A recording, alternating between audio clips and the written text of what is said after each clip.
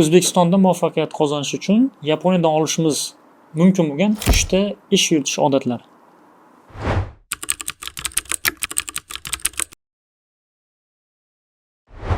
Birinchisi haqida gapiradigan bo'lsam, birinchisi menimcha shaxsiy fikrim mas'uliyat hissi va egalik hissi desak bo'ladi. Ya'ni bu nima deydigan bo'lsa, Yapon kompaniyasida ishga kiradigan har bitta ishchi mas'uliyatni shu darajada his qiladiki, o'sha ish menga berilgan ish.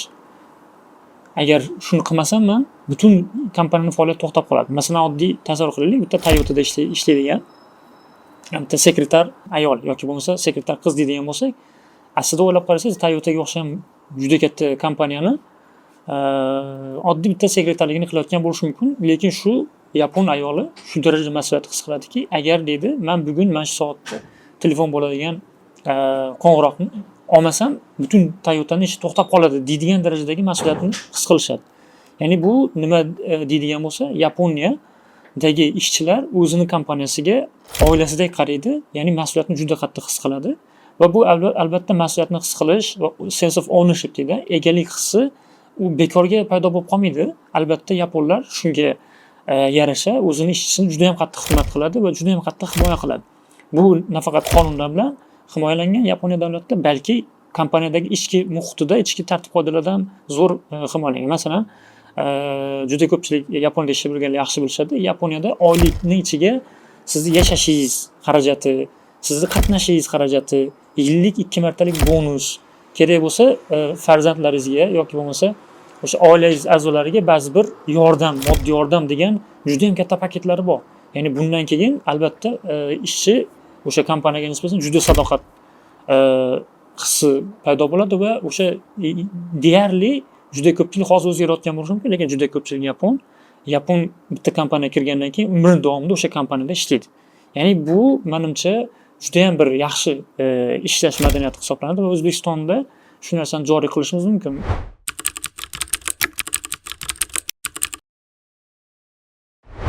Xo'p, ikkinchi muhim ish yuritish odati menimcha vaqtni boshqarish bo'lsa kerak. Juda ham ko'p narsa o'rgansak bo'ladi. Xo'p, vaqtni boshqarish, men o'sha Yaponiyada 9 yil, 10 yil davomida yashab turib bitta zo'r narsani o'rganganman.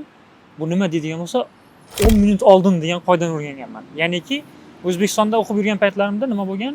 Juda ko'p darsga kech qolardim. Ertalablari adashmasam 10 minut, 15 minut juda kech qolardim. Lekin Yaponiyaga borgandan beri mana shu 10-15 yil o'tgan bo'lsa, hozirgacha deyarli kech qolmaganman muhim o'sha ishga yoki muhim uchrashuvga. Buni qanaqa nima qilgan desangiz, menga Yaponiya shunaqa darajada odatini singdirganki, har doim siz nimadir uchrashuv, qayergadir borishdan oldin 10 minut oldin borib turishingiz kerak bo'ladi. Ya'ni faqat o'sha aniq vaqtida emas, 10 minut oldin. Buni nafaqat o'sha uchrashuv balki ishda qo'llashingiz mumkin, lekin buni har xil vazifalarda ham qo'llash mumkin bo'ladi. Masalan, o'sha talaba bo'lgan paytimizda nima bo'lardi? Yaponlardan juda ko'p o'rgangan narsam, har doim o'sha uy vazifasi yoki bo'lmasa qanaqadir imtihon, qanaqadir report topshirish kerak bo'ladigan bo'lsa, yaponlar nima qilar edi? Yapon bolalar, qizlari hech qachon o'sha kuniga taqab topshirmas edi, kamida 1 hafta oldin topshirar edi. Chunki yaponlar o'sha berilayotgan narsani kamida 1 oy, 2 oy oldindan berib qo'yadi. Ya'niki men bu kunda sizlarda oxirgi kuni muddat shungacha topshiriladi, 1 oy oldindan kamida aytib qo'yadi sizga. Yaponlar o'shanda 1 hafta oldin topshirib qo'yardi. Har xil vaziyat bo'lishidan qat'iy. Buni juda qattiq o'zlashtirgan yaponlardan va biz ham o'zlashtirishimiz kerak deb o'ylayman. Vaqtni boshqarish bilan bog'liq yana 2 ta narsani aytib o'tmoqchiman. Yaponlarda o'rgangan, birinchisi yozish, ikkinchisi o'sha meeting, ya'niki majlis odat. Yaponlarda o'sha ishlab yurgan paytimda meeting o'sha majlis bo'ladigan faqat darrov olib turishadi-da, kompyuterda nimasini ochib olishadi, Word'ni ochishadi-da, o'tgan hafta nima gapirgan edik, bu hafta nima gapirdik, hammasini 1 yil davomida butun nima gapirilganligi hammasi yozilgan. Sen unaqa deyuding-ku, bunaqa deyuding-ku degan narsalar chiqmaydi u yerda. Chunki hamma narsa yozilgan. Bu narsa nafaqat Yaponiyada, balki mana Angliyada ham minutes deydi, taking minutes deydi. O'sha majlisni minutlari, ya'niki nima aytilganligini olish degan odat bor, shakllangan. Lekin bizda O'zbekistonda men ko'rganim yo'q hali bu narsani. Bu birinchi muhim narsa, ya'ni har doim yozib yurish kerak. Nima eshitdingiz, nima qildingiz yozib yurish kerak. Dokumentatsiya qilish kerak degan narsa juda ham muhim. Bu narsa o'zimiz mana o'tgan yili universitet ochganmiz o'zimiz. Butun o'tirib turib dokumentatsiyasini kim qanaqa ishlash kerak, nima qilish kerak, butun og'zaki bo'lishi mumkin bo'lgan narsani butun men dokumentatsiya qilib turib, qog'ozga tushirib turib, qoida tariqasida shakllantirganman. Ya'niki biznes ichida qoida qilmoqchi bo'lsangiz, har doim uni yozuvli shaklda bo'lishi kerak. Bo'lmasa odam esdan chiqadi.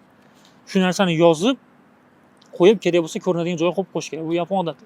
Ikkinchisi miting, o'sha majlis odati deydi. Mana juda ko'pchilikda men 2-3 yil davomida O'zbekistonga kelib turib, juda ko'p majlislarda qatnashganman. Afsuski nima bo'ladi? 1 soat davom etadi.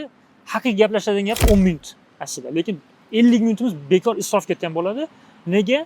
5 odam majlis qiladigan bo'lsa, bitta odam u yoqdan ketadi, u keyin bog'lanib, keyin boshqa mavzuga bog'lanib ketadi. Lekin aslida yo'q, unaqa emas. Ya'niki shuncha agenda deyshadi. Yaponlar nima bo'ladi? Bugun nima gaplashamiz? Oldindan agendasi kelishiladi. Bugun 4 ta masalani gaplashamiz. Birinchisi bu, ikkinchisi bu, uchinchisi bu, to'rtinchisi bu. Xo'p, birinchisidan ketaylik, boshlaylik. Sizda nima fikr? Sizda nima fikr? Sizda nima fikr? Ortiqcha masala to'xtab turing deydi. Yaponlar nima qiladi? Ortiqcha masala bo'lsa to'xtang. Bu aloqasi yo'qmi? Mana buni yopib olaylik. Bu yopgandan keyin keyinga o'tamiz. Yoki sizga o'tamiz deydi. Agenda o'sha etap ketishadi. Birinchisi bu, ikkinchisi bu, o'sha yerda yopib yuborishadi. Bu narsa orqali siz vaqtni tejaysiz va boyagi bekorchi gaplardan qochib turib, aniq masalalarga, aniq o'sha muammolarga, aniq yechimlarga to'xtaladi. O'sha adashmasam Toyota'da shunaqa qoida bor ekan, 10 minut miting degan kitob chiqqan. O'sha Yaponiyada shunaqa qoida bor ekan. 10 minut oshmaydi miting.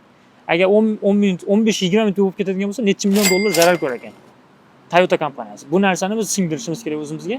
Menimcha biznesmenlar ham Yaponiyada o'qib, ishlab, qaytgan O'zbekistonda faoliyat yuritmoqchi bo'lganlar buni juda ham o'ziga qattiq singdirish kerak bo'lgan odat deb hisoblayman.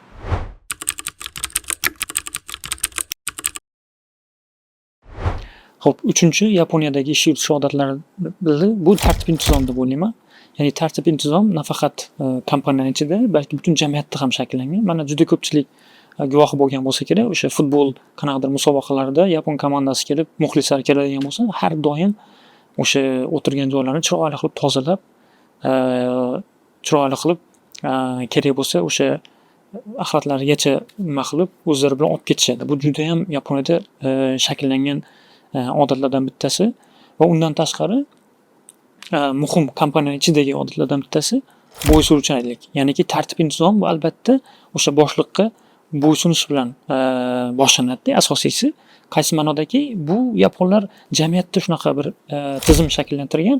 Ya'ni bitta qanaqadir jamoa yig'ilmoqchi, darrov o'sha yerda bitta lider, ya'niki yetakchini tayinlashadi va qolganlar hammasi o'shanga bo'ysunadi.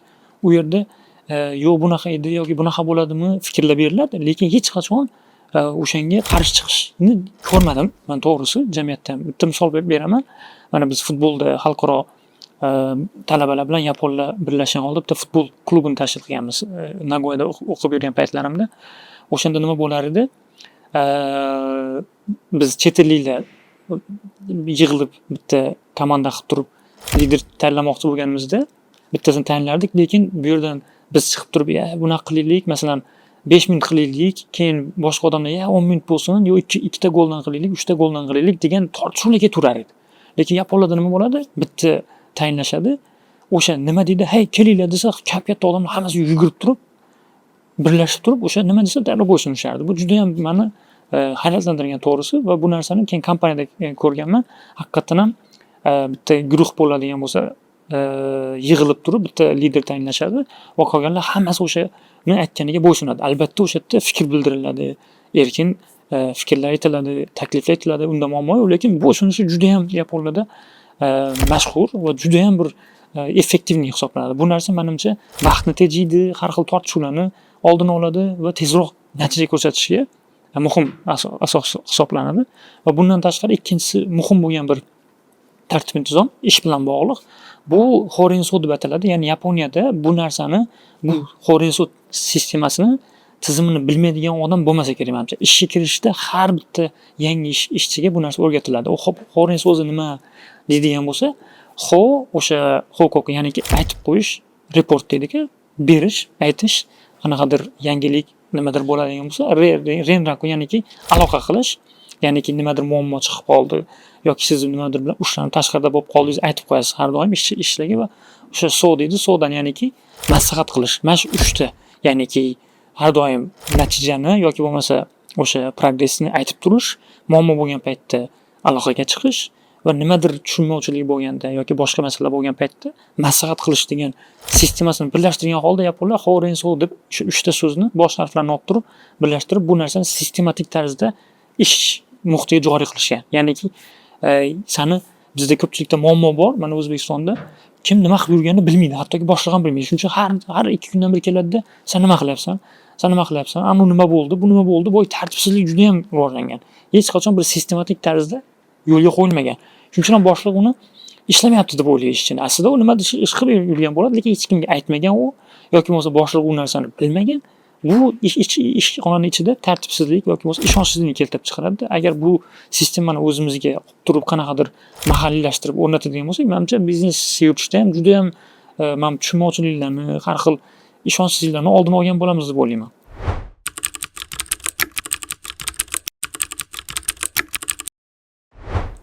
So'zim yakunida shuni aytmoqchimanki, agar Yaponiyaga siz ketayotgan bo'lsangiz yoki ketish niyatida bo'lsangiz, yuqorida aytib o'tgan maslahatlarimga jiddiy amal qilishingizni juda ham so'rar edim.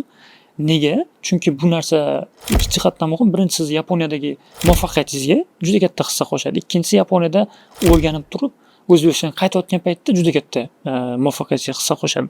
Oddiy bitta nima misol keltiraman. Men universitetda ko'p yurganman, universitetda ko'p ishlaydigan odamman, ya'ni universitetda odamman, akademiyani odamman.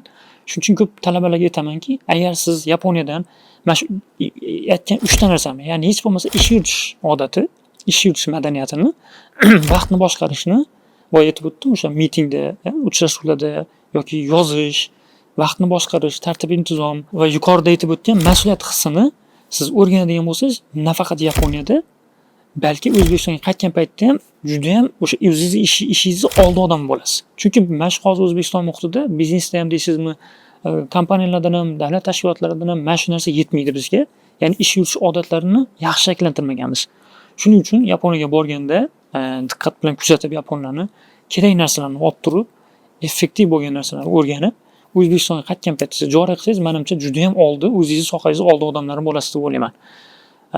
Shu munosabat bilan ketayotganlarga barchalarga omad tilayman. Yaponiyadan ko'p narsani o'rganishimiz kerak.